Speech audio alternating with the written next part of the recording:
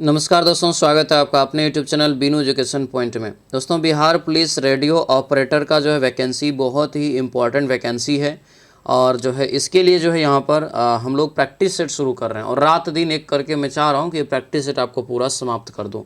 ध्यान रहे, रविवार को यानी आपको जो है 28 जून को ये परीक्षा है और प्रैक्टिस सेट नंबर 8 हम लोग यहाँ पर अभी लगाएंगे। ठीक है, और 1 से 7 तक का रिवीजन अगर आप नहीं किए हैं तो जा करके आप क्विक जो है रिवीजन कर लीजिएगा। समय नहीं है, ज़्यादा से ज़्यादा क्वेश्चन को देख के जाएंगे तभी जाके आप बनेगा, क्योंकि 12th लेवल पर ये कंप्लीट प्रैक्टिस सेट बनाया गया है। बाकी कोई भी जो है प्रैक्टिस सेट आया है तो उसमें ज़्यादा फॉलो नहीं किया है, लेकिन इसमें कम्प्लीटली 12th लेवल को फॉलो किया है। ठीक है, तो इसीलिए ये जो है बहुत ज़्यादा इंपॉर्टेंट आपको प्रैक्टिस सेट हो जाएगा। ठीक है, तो सभी लोग इस वीडियो को अंत तक बढ़िया से देखिए। जो भी चीज़ें हम आपको करवा रहे हैं, जैसे टेलीग्राम में इंपॉर्टेंट पॉइंट वगैरह इंपॉर्टेंट क्वेश्चन सब डालते हैं, उन सभी को देखिए। 12th बेस पे जो मेन चैप्टर है उसका भी हम कुछ थ्योरीटिकल या इंपॉर्टेंट बॉयलेट पॉइंट सब डालते हैं, तो उन सभी को एक बार आप रिविज़न ज़रूर कर लीजिएगा। ठीक है, क्योंकि बहुत सारे लोग का तो 12th पहले हो चुका है तो छूट गया है, इसीलिए टेलीग्राम को ज्वाइन कर लेंगे। इसका भी PDF वहाँ पर हम आपको दे दिए हैं वीडियो आने से पहले, 1 घंटा 1.5 घंटा पहले दें, ताकि बना के आप लोग जो है क्लास करेंगे तो अच्छे से क्वेश्चन समझ में आएगा। ठीक है, तो चलिए दोस्तों, आज के इस क्लास को हम लोग शुरू करते हैं। क्लास को शुरू करने से पहले जो भी चैनल पर नए हैं, चैनल को जरूर सब्सक्राइब कर लीजिए और इस वीडियो को सभी लोग जो है लाइक और शेयर कर दीजिएगा। लास्ट में कॉमेंट करके ज़रूर बताइएगा कैसा रहा क्लास। ठीक है, तो चलिए दोस्तों, क्लास को हम लोग यहाँ पर शुरू करते हैं। तो चलिए दोस्तों, आज के इस क्लास को हम लोग यहाँ पर शुरू करते हैं। पहला यहाँ पर प्रश्न देखिए क्या पूछा जा रहा है कि कौटिल्य का अर्थशास्त्र हमें डैश प्रशासन में के बारे में दोस्तों जो है जानकारी देता है। यानी कौटिल्य का जो अर्थशास्त्र है इसमें कहाँ के प्रशासन के बारे में जानकारी मिलता है। इसका राइट आंसर क्या होगा, तो ये मौर्य प्रशासन की जानकारी आपको इसमें मिलता है। आंसर ये बी आपका करेक्ट आंसर हो जाएगा। ठीक है, बी इसका ध्यान रखना है। इसमें क्या किया गया है, तो इस ग्रंथ में जैसे राज्य व्यवस्था है, कृषि है, न्याय से संबंधित चीज़ हो गया, राजनीति हो गया, इन सभी चीज़ों को इसमें दर्शाया गया है। ठीक है, अभी भी इसका बहुत ज़्यादा इस्तेमाल होता है राजनीति में खास करके। अगला क्वेश्चन यहाँ पर है कि मुगल सम्राट जहांगीर डैश का पुत्र था। जहांगीर जो पुत्र था ये अकबर का पुत्र था दोस्तों, यानी ऑप्शन ये बी इसका करेक्ट आंसर हो जाएगा। अगले क्वेश्चन पाएंगे, पूछा जा रहा है कि इनमें से किस आंदोलन का नेतृत्व महात्मा गांधी ने नहीं किया था। इनमें से किस आंदोलन का नेतृत्व महात्मा गांधी ने नहीं किया था, ये बताइए। तो ये हो जाएगा आपको बी, बारदौली सत्याग्रह 1928, यानी ऑप्शन नंबर बी इसका करेक्ट आंसर हो जाएगा। अगले क्वेश्चन पाएंगे, क्वेश्चन है कि भारतीय संविधान का निम्नलिखित में से कौन सा अनुच्छेद संसद को जो है भारतीय नागरिकता के अधिग्रहण समाप्ति से संबंधित कानून बनाने का अधिकार देता है। तो 4 का जो राइट आंसर होगा ये आपको हो जाएगा अनुच्छेद 11। ये क्वेश्चन आपको हाल फिलहाल में कई बार पूछा भी गया है, ध्यान रखना है। अगला क्वेश्चन यहाँ पर है कि लोकसभा में सदन का नेता कौन होता है, ये बताइए। तो लोकसभा में सदन के नेता ही दोस्तों भारत के प्रधानमंत्री होते हैं। इट्स मीन हमारा राइट आंसर ये बी आपका करेक्ट आंसर हो जाएगा। ठीक है, बी यहाँ से याद रखेंगे। अगले क्वेश्चन पे आते हैं कि दिल्ली मेट्रो रेल कॉरपोरेशन की स्थापना कब किया गया था। DMRC की जो है स्थापना जो हुआ था ये 3 मई 1995 को। आंसर क्या होगा, तो ये बी इसका करेक्ट आंसर हो जाएगा। ठीक है, ये जो आप DMRC देख रहे हैं ये भारतीय रेलवे के अंतर्गत नहीं आता है, एक प्राइवेट है यहाँ पे। ठीक है, अगले क्वेश्चन पे आते हैं, नियाग्रा जलप्रपात ईरी जो है झील के जल को डैश में बहाता है, यानी कहाँ बहाता है। ये हो जाएगा यहाँ से ओंटारियो, यानी नियाग्रा जलप्रपात ईरी झील को जो है ओंटारियो झील में बहाता है। ऑप्शन ए हो जाएगा।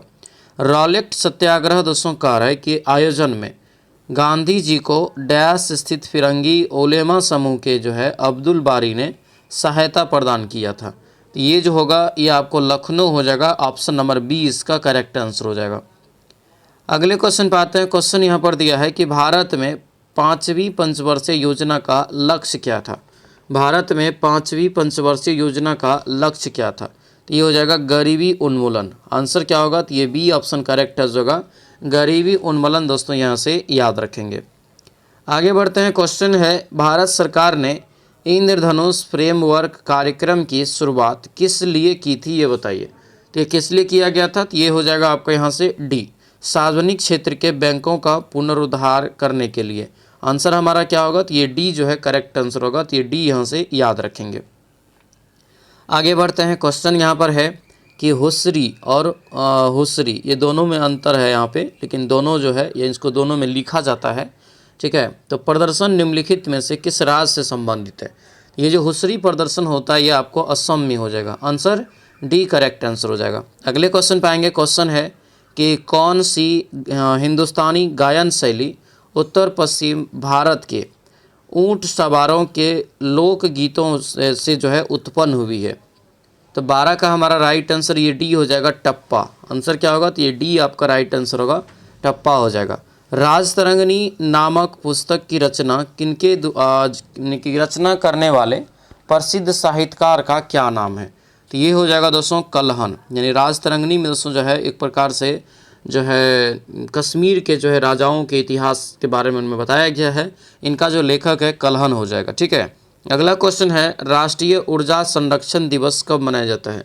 राष्ट्रीय ऊर्जा संरक्षण दिवस जो है ये 14 सितंबर को मनाया जाता है। आंसर ए हो जाएगा। डैश वर्ष में गोवा के चर्चों और मठों को यूनेस्को की विश्व धरोहर स्थल की सूची में शामिल किया गया था?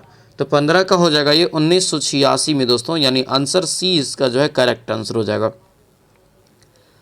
आगे दिया है यहाँ पे क्वेश्चन है कि मुजफ्फरपुर की लीची का जो है ब्रांड नाम क्या है? तो जो फेमस है मुजफ्फरपुर में वो शाही लीची फेमस है, जो कि भारत में सबसे ज़्यादा लीची का उत्पादन यहीं होता है, ठीक है। अगला क्वेश्चन है कि नील सत्याग्रह बिहार में कहाँ आरंभ किया गया? नील सत्याग्रह जो है बिहार में कहाँ आरंभ किया गया ये पूछा जा रहा है। तो ये हो जाएगा चंपारण में। कहाँ पर? चंपारण, ऑप्शन सी हो जाएगा। उसके बाद देखेंगे यहाँ पर, तो बिहार में गरीबी की समस्या के निदान के लिए आवश्यक दोस्तों विकास या क्या है ये बताना है। ये देखेंगे तो कृषि विकास जरूरी है, उचित जल प्रबंधन और पर्याप्त निवेश। आंसर क्या होगा? तो ये डी इसका करेक्ट आंसर हो जाएगा। अगले क्वेश्चन पाते हैं। दिया है कि निम्नलिखित में से कौन सी संरचना प्रोकैरियोटिक जो है कोशिका में नहीं पाया जाता है? यानी कौन सी संरचना जो है प्रोकैरियोटिक जो कोशिका होता है उसमें नहीं पाया जाता है? तो 19 का राइट आंसर ये हो जाएगा केंद्रक झिल्ली। क्या हो गई? केंद्रक झिल्ली, जो कि यूकैरियोटिक कोशिका में पाया जाता है, प्रोकैरियोटिक में नहीं। अगला क्वेश्चन यहाँ पर है कि किस जीव में कसाव पाया जाता है? किस जीव में कसाव जो है पाया जाता है? राइट आंसर ये हो जाएगा पैरामीशियम। आंसर क्या होगा? तो ये सी हो जाएगा, पैरामीशियम, ठीक है। निम्न में से कौन एक प्राथमिक उपभोक्ता है ये बताइए। तो प्राथमिक उपभोक्ता अगर देखेंगे तो ये आपको हिरन हो जाएगा। आंसर बी इसका राइट आंसर होगा, हिरन यहाँ से याद रखेंगे, ठीक है। आगे बढ़ते हैं। क्वेश्चन दिया है कि विश्व पृथ्वी जो है सम्मेलन प्रथम बार कहाँ हुआ था? विश्व पृथ्वी सम्मेलन प्रथम बार कहाँ हुआ था? तो ये हो जाएगा रियो डी जेनेरो। ऑप्शन क्या होगा? तो ये बी हो जाएगा, रियो डी जेनेरो यहाँ से याद रखेंगे। फातिमा बॉस 74वां मिस यूनिवर्स का खिताब जीता है, किस देश के जो है प्रतिनिधित्व किया ये बताना है कि किस देश की प्रतिनिधित्व करती है। तो ये हो जाएगा दोस्तों मैक्सिको की। आंसर क्या होगा? तो ये डी हो जाएगा, मैक्सिको। अगला क्वेश्चन यहाँ पर है कौन सा देश कोप जो है 31 जलवायु शिखर सम्मेलन की मेजबानी करने वाला है? ये सब इम्पॉर्टेंट है, याद रखिएगा। ये 2026 में और ये होगा तुर्की में, यानी तुर्की का ही नाम बदलकर अब तुर्की कर दिया गया, ठीक है। अगले क्वेश्चन पाएंगे। क्वेश्चन है पारंपरिक कपड़े, जड़ी पोशाक और संगीत वाद्य यंत्र विगुल को भौगोलिक संकेत जीआई टैग प्रदान किया गया है, किस राज्य के उत्पाद है ये बताइए। तो ये हो जाएगा उत्तर प्रदेश का। आंसर ये आपका राइट आंसर हो जाएगा। अब यहाँ से दोस्तों जो है 25 फिजिक्स है, फिर हम लोग 25 जो है केमिस्ट्री, फिर 25 मैथ देखेंगे, ठीक है। कौन सा युग्म जो है आपको एसआई इकाई में समान है? तो ये जो होगा आपको कार्य और ऊर्जा हो जाएगा। आंसर क्या होगा? तो ये डी जो है करेक्ट आंसर हो जाएगा। किसी वस्तु द्वारा किया गया कार्य 56 जूल है और उस पर दोस्तों जो है न्यूटन बल लग रहा है कितना? 7 न्यूटन। तो विस्थापन ज्ञात करिए। विस्थापन W बराबर जो Fs होता है, तो S निकालना है तो W/F हो जाएगा, यानी कि जो 56/7 यानी 8 मीटर इसका क्या होगा राइट आंसर? आंसर सी हो जाएगा। अगला क्वेश्चन यहाँ पर है पृथ्वी पर मापे जाने पर किसी वस्तु का भार 60 न्यूटन होता है, चंद्रमा पर मापे जाने पर इस वस्तु का भार कितना होगा ये बताना है। 60 न्यूटन है और भार की बात कर रहा है, तो जब पृथ्वी पे जो अगर होता है जितना उसका चंद्रमा पे कितना होता है 1/6 होता है। अगर हम 60 में 6 से भाग दें कितना होगा 10 न्यूटन, आंसर बी हो जाएगा। ठीक है, यही द्रव्यमान रहता तो सेम रहता, क्योंकि द्रव्यमान नो चेंज। ठीक है, किसी दिए गए माध्यम में किसी वस्तु के प्रणोद टी दाब और जो क्षेत्रफल ए है के बीच का संबंध यहाँ पर बताइए। बहुत ज़बरदस्त क्वेश्चन, फार्मूला आपसे पूछा जाएगा एग्जाम में, ये हो जाएगा टी बराबर दोस्तों पी गुना ए। आंसर क्या होगा, तो ये ए ऑप्शन इसका करेक्ट आंसर हो जाएगा। उन्हीं कपड़े शरीर को जाड़े में गर्म रखता है, क्योंकि दोस्तों क्या क्यों यहाँ पे रखता है ये बताना है। तो राइट आंसर जो 30 का हो जाएगा क्या होगा, तो ये ए हो जाएगा, क्योंकि ऊन उष्मा का कुचालक हो जाता है। आंसर ए हो जाएगा।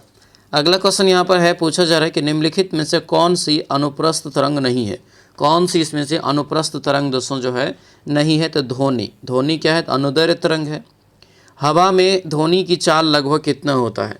हवा में ध्वनि का वेग जो होता है 332 मीटर प्रति सेकेंड लगभग। आंसर ये बी हो जाएगा। ठीक है, अगला क्वेश्चन यहाँ पर है कि एक समतल दर्पण द्वारा बनाई गई छवि हमेशा जो है होता है कैसा, ये बताइए। समतल दर्पण के द्वारा यह आभासी और सीधा हो जाएगा।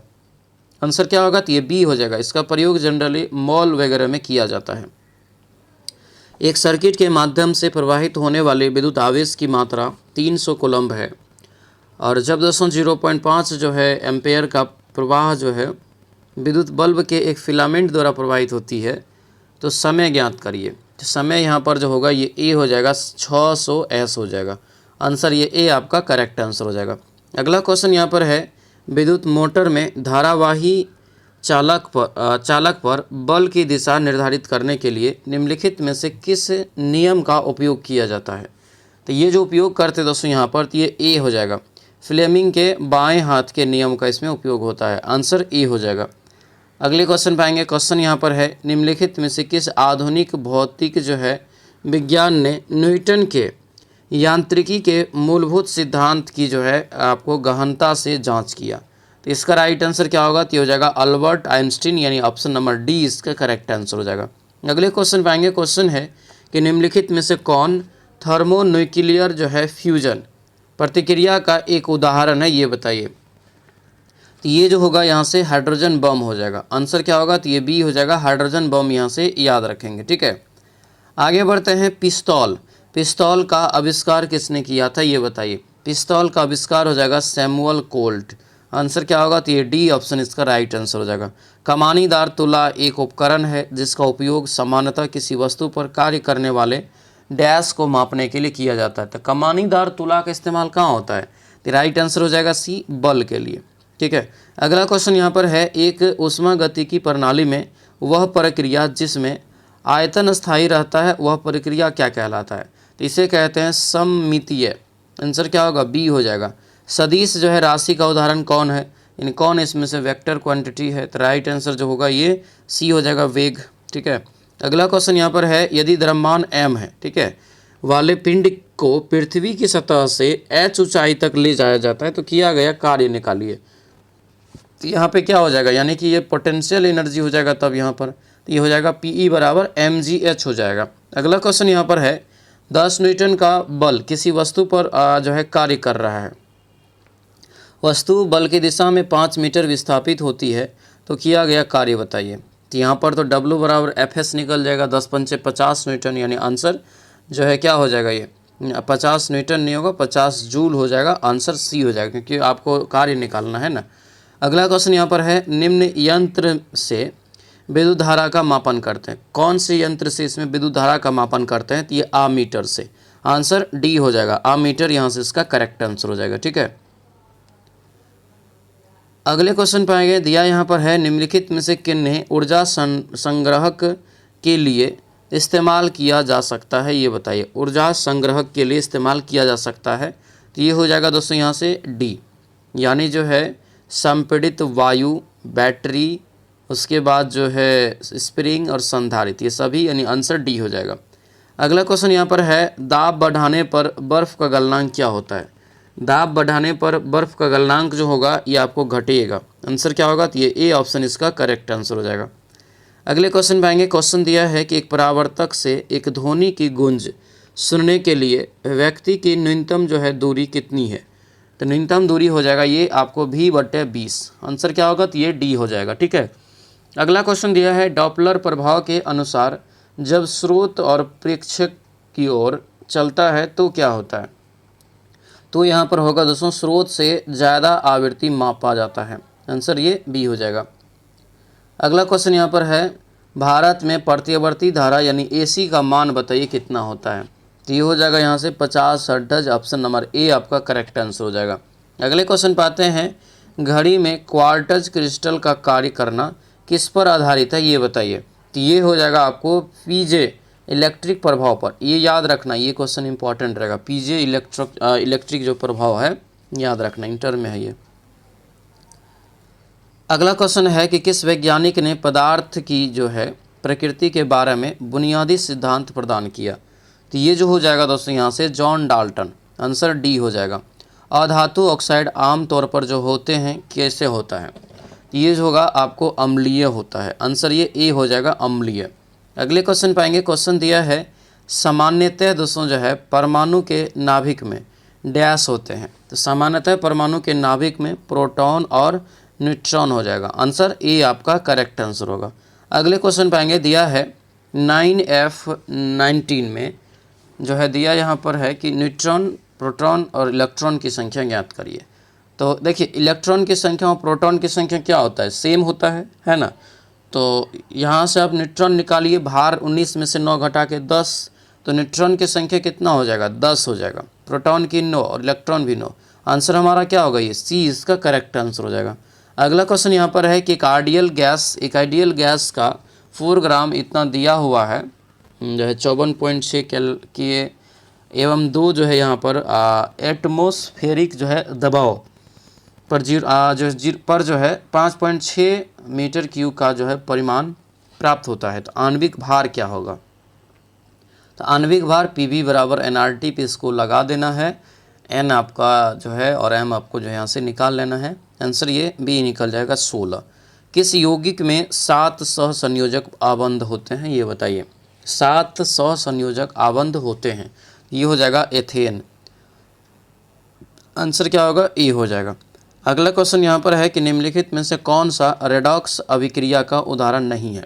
रेडॉक्स अभिक्रिया का तो ये हो जाएगा क्या, तो ये सी हो जाएगा, यानी कि ये 4 हो जाएगा, 4 नंबर वाला। ठीक है। अगला क्वेश्चन यहाँ पर है कि कौन सा धातुओं की अभिक्रियाशीलता के आधार पर सही अवरोही है ये बताइए। अभिक्रियाशीलता ये याद रखना है। ठीक है। आंसर ये हमारा जो है सी इसका निकल जाएगा। पोटेशियम से जो शुरू होता है उसको याद रखिएगा सभी। एक सांद्र अम्ल को तनु करने के लिए हमें क्या करना चाहिए ये बताइए। एक सांद्र अम्ल को कह रहा है कि तनु करने के लिए हमें क्या करना चाहिए। तो इसको दोस्तों जो है पानी में सांद्र अम्ल, यानी आंसर ये जो है डी हो जाएगा। अगला क्वेश्चन है कौन सा क्षार नहीं है। कौन सा इसमें से क्षार जो है नहीं है तो ये बताना है। तो ये हो जाएगा हमारा बी। ठीक है, C2H5OH। आंसर हमारा बी हो जाएगा। अगला क्वेश्चन है किसी विलयन का pH मान 8 है, यदि इसे समान आयतन वाले जल के साथ तनुकृत जो है आपको किया जाए तो pH मान पर क्या प्रभाव पड़ेगा। तो ये क्या होगा, तो इसका pH मान घट जाएगा, अम्लीय की तरफ आ जाएगा। ठीक है। अगला क्वेश्चन यहाँ पर है कि तत्वों के रासायनिक गुणों का अध्ययन करने के लिए मेंडलीफ ने किन 10 तत्व से बचने वाले यौगिक पर जो है ध्यान केंद्रित किया था ये बताइए। तो इसका जो राइट आंसर हो क्या होगा, तो ये हो जाएगा आपको सी, हाइड्रोजन और ऑक्सीजन। आंसर नंबर सी इसका क्या होगा, तो राइट आंसर हो जाएगा। आगे बढ़ते हैं। क्वेश्चन दिया है कि निम्नलिखित में से किस तत्व की परमाणु त्रिज्या सबसे बड़ी होती है। किस तत्व की परमाणु त्रिज्या जो है सबसे बड़ी होती है। तो ये हो जाएगा RB। क्या होगा ये RB हो जाएगा। रोबेडियम इसका जो है करेक्ट आंसर हो जाएगा। ठीक है। अगले क्वेश्चन पाएंगे दिया यहाँ पर है अल्कोहल सोडियम के साथ अभिक्रिया करके निम्नलिखित में से किस गैस का निर्माण करता है। तो ये किस गैस का निर्माण करेगा, तो ये हो जाएगा आपको हाइड्रोजन का। आंसर ए इसका राइट आंसर हो जाएगा। अगले क्वेश्चन पाइए। क्वेश्चन दिया है फास्फोरस को पानी में रखा जाता है ताकि दोस्तों क्या हो सके, ताकि दोस्तों जो है आग पकड़ने से ये बच सके। ठीक है। आंसर बी हो जाएगा। खुले में अगर इसको छोड़ दिया जाता है फास्फोरस को, आग पकड़ लिया जाता, आग जो है पकड़ लेता है। ठीक है। अगला क्वेश्चन है निम्नलिखित में से कौन सा एक यौगिक नहीं है। कौन सा एक यौगिक का उदाहरण जो है नहीं है। 66 का राइट आंसर हमारा सी हो जाएगा, क्लोरीन। ठीक है। क्लोरीन देखेंगे तो Cl सिर्फ हो गया, तो कहीं से आपको नहीं दिख रहा, एक तत्व है यहाँ पर सीधा सीधा। अगला क्वेश्चन यहाँ पर है, कौन सा कार्बन का एक अपर रूप नहीं है? तो मैंने बताया था 3 गो कार्बन का अपर रूप याद रखना। तो जैसे देखिए ग्रेफाइट हो गया, फुलरीन हो गया और हीरा हो गया, मतलब डायमंड, कोयला नहीं होगा। आंसर क्या होगा? डी हो जाएगा। अगला क्वेश्चन यहाँ पर है कि जब प्लास्टर ऑफ पेरिस को जल में मिश्रित किया जाता है तो इसमें कारक निम्नलिखित में से कौन सा परिवर्तन होता है, ये बताइए। तो इसमें जो परिवर्तन हो जाएगा यह जिप्सम में परिवर्तित हो जाता है। आंसर हमारा ए आपका करेक्ट आंसर हो जाएगा। अगले क्वेश्चन पाएंगे, दिया यहाँ पर है कि कौन सी धातु में ठंडे पानी के साथ शीघ्रता से अभिक्रिया करती है? ये हो जाएगा पोटेशियम। आंसर नंबर ए आपका राइट आंसर होगा, पोटेशियम हो जाएगा। लोह एवं स्टील पर जस्ते की परत चढ़ाने की प्रक्रिया को क्या कहा जाता है, ये बताइए। तो इस प्रक्रिया को जो कहते हैं दोस्तों यहाँ पर गैल्वेनीकरण। आंसर ये सी हो जाएगा, गैल्वेनीकरण। ठीक है। अगला क्वेश्चन दिया यहाँ पर है कि तांबे और टीन के मिश्रण से बनने वाले मिश्र धातु जो है क्या नाम है उसका? तांबे और टीन के मिश्रण से बनने वाले मिश्र धातु का नाम क्या है? तो ये हो जाएगा कांसा। आंसर ये ए आपका राइट आंसर हो जाएगा। कौन सा लेड ऑक्साइड है, ये बताइए। कौन सा लेड ऑक्साइड है? तो ये हो जाएगा दोस्तों galena. Galena answer number C हो जाएगा। आगे बढ़ते हैं, आरडीएक्स क्या है? तो आरडीएक्स दोस्तों जो है क्या है, जिसका मतलब होता है रिसर्च एंड डेवलप्ड एक्सप्लोसिव। ठीक है। तो आरडीएक्स एक विस्फोटक है ना। आंसर क्या होगा? ये ए आपका करेक्ट आंसर हो जाएगा।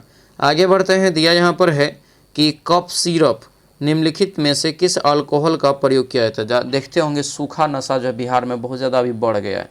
ठीक है। तो कफ सिरप वगैरह ये सब चीज़ का ज़्यादा इस्तेमाल होता है जब से ये शराबबंदी किया गया है। ठीक है। तो इसमें कफ सिरप जो आप पीते हैं तो इसमें जो नशा लगता है, तो इसमें बताना है कि किस अल्कोहल का प्रयोग होता है। तो ये होता है यहाँ से एथेनॉल का। आंसर ये बी आपका जो है करेक्ट आंसर है। जनरली जो कफ सिरप आपको जो है खांसी सर्दी में भी आपको दिया जाता है। उसके बाद दोस्तों क्वेश्चन देखेंगे तो क्या है कि अभिक्रिया यहाँ पर दिया है, सही संतुलन यहाँ पर करके बताना है कौन सही है। तो यहाँ पे ऑप्शन डी हो जाएगा। मैथ आप लोगों को मैथ जो है आप लोगों को हम सॉल्यूशन पीडीएफ में दे दिए हैं। यहाँ पर जो है हम आंसर जो है फटाफट से बता देते हैं। ठीक है। तो जो बना रहे हैं मैथ अपना जो है मिला लीजिएगा। वैसे पीडीएफ में इसका सॉल्यूशन पूरा दिया हुआ है अच्छे से। ठीक है। तो इसका हो जाएगा 76 का सी हो जाएगा। 77 का राइट आंसर देखेंगे, 77 का भी सी हो जाएगा। 78 का राइट आंसर यहाँ से क्या हो जाएगा? 78 का, तो यह हमारा डी हो जाएगा। 79 का देखेंगे तो यह हमारा सी हो जाएगा। ठीक है। उसके बाद दोस्तों जो है 80 का राइट आंसर क्या हो जाएगा? 80 का ये डी हो जाएगा, 80 का डी। और 81 का देखेंगे तो 81 का ये आपको सी हो जाएगा, 81 का सी निकलेगा। ठीक है। 82 का राइट आंसर क्या होगा? तो 82 का ये आपको डी निकल जाएगा, 82 का ये डी आपको 110 डिग्री निकल जाएगा। 83 का राइट आंसर यहाँ से क्या होगा? तो 83 का जो राइट आंसर होगा मिलाएंगे तो ऑप्शन नंबर बी हो जाएगा। 84 का राइट आंसर डी निकल जाएगा। ठीक है। 85 का राइट आंसर यहाँ से मिला लेंगे सभी लोग अपना जो बना रहे हैं, क्योंकि समय नहीं है जो इतना मैथ को जो है यहाँ पर सॉल्व कर पाएंगे। ठीक है, क्योंकि ज़्यादा समय लग जाएगा। 86 का राइट आंसर यहाँ से देखेंगे क्या होगा? तो 86 का दोस्तों हो जाएगा हमारा डी। 87 का राइट आंसर क्या होगा? 87 का हो जाएगा ये बी 1/2। 88 का राइट आंसर यहाँ से देखेंगे, 88 का हो जाएगा बी 190। 89 का राइट आंसर यहाँ से क्या होगा? तो 89 का हो जाएगा ये सी। 90 का क्या होगा? तो 90 का भी सी हो जाएगा। ठीक है। उसके बाद 91 का देखेंगे, 91 का हो जाएगा यहाँ से ए 12.5%। और उसके बाद है दोस्तों यहाँ पर जो है 92 का, तो 92 का भी डी हो जाएगा 14। अगला क्वेश्चन है यहाँ पर 93। 93 का हो जाएगा बी। ठीक है। और 94 का हो जाएगा दोस्तों यहाँ पर डी। 94 का डी और 95 का हो जाएगा बी। मिला लेंगे जो बना रहे हैं, नहीं तो अदरवाइज़ मैथ आने के बाद आप स्किप भी कर सकते हैं।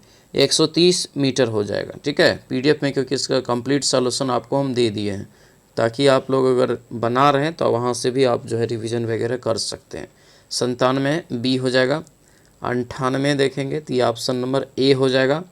और 99 का देखेंगे, 99 का ये सी निकल जाएगा।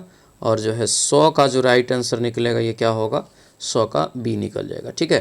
तो ये था यूथ पब्लिकेशन का 8वां सेट। ठीक है।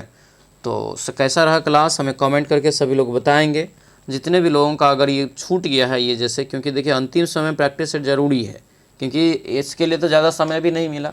तो प्रैक्टिस सेट जो है नहीं लगाएं तो 1 से 7 तक का रिवीजन आप जाके कर लीजिएगा। पीछे का प्लेलिस्ट बना दिए हैं, वहाँ पर आपको सारा वीडियो जो है एक साथ आपको मिल जाएगा। ठीक है, और बढ़िया से सभी लोग रिवीजन करिए। जो भी चीज़ आपको हम दोपहर वाला क्लास में और रात वाला क्लास में पढ़ा रहे हैं उसको अच्छे से फॉलो करिए, 100% आपका रिजल्ट होगा। ठीक है, तो चलिए सभी लोग जो है वीडियो को लाइक शेयर कर दीजिएगा, कमेंट जरूर करिएगा। जो नए हैं चैनल को जरूर सब्सक्राइब कर लीजिए। मिलते हैं दोस्तों हम लोग अगले कक्षा में, अगले वीडियो में। सभी लोगों का बहुत बहुत धन्यवाद। जय हिंद।